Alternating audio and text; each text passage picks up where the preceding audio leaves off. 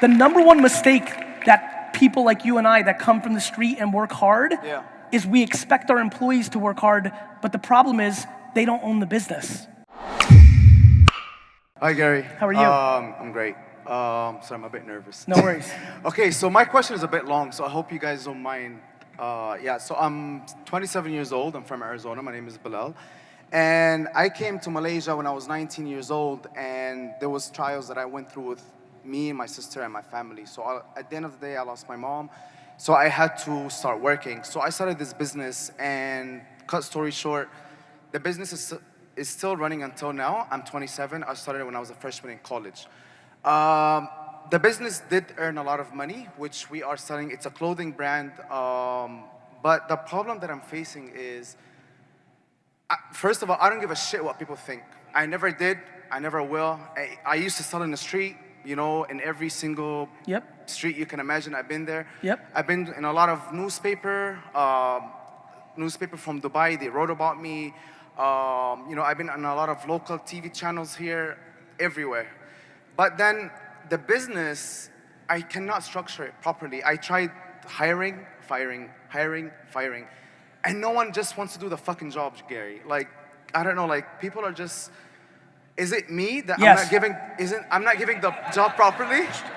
It's 100% you. Even the way that you're casting judgment on your employees already makes me know that you're not a good leader. Maybe. Not maybe. For sure. For sure. I'm trying to be one, but I believe you. I'm trying. I believe you. I've been hustling. Listen, let me tell you one thing about me, and I know you consume me. I only give advice that I know the person can handle. That wasn't fun for me to say, but I believe you. And I respect that. And I believe you, which I respect. But the answer is it's you. Thank you. And so the number one mistake that people like you and I that come from the street and work hard is we expect our employees to work hard, but the problem is they don't own the business.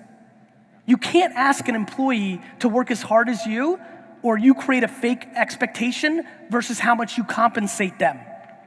That's like asking somebody to love your child as much as you love them. It's not natural. You work for them, they don't work for you. D-Rock's my boss. I try to reverse engineer him.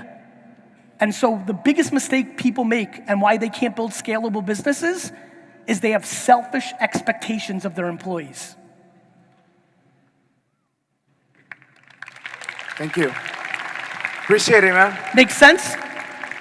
Yeah, but I'm just, you know, I'm mentally tired from running this business, you know, it just... Sell it. No, I'm not giving up. I'm not giving up. When you start, listen, you need to be careful. And I don't know every detail, but selling a business doesn't mean giving up. You might sell it to put yourself in a position to be way better. Yeah. You know, I learn every day. I get that, but you know, like, listen, perspective matters.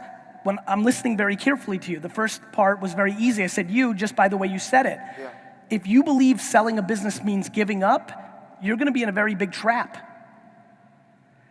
You know, like if you're burnt out from it or kind of getting close to it, even if you're not fully there, you need to be thoughtful. Selling a business or giving 20% of the business to somebody else who's hungry, who might not be burnt out, that's called being strategic, not giving up. Appreciate it, man.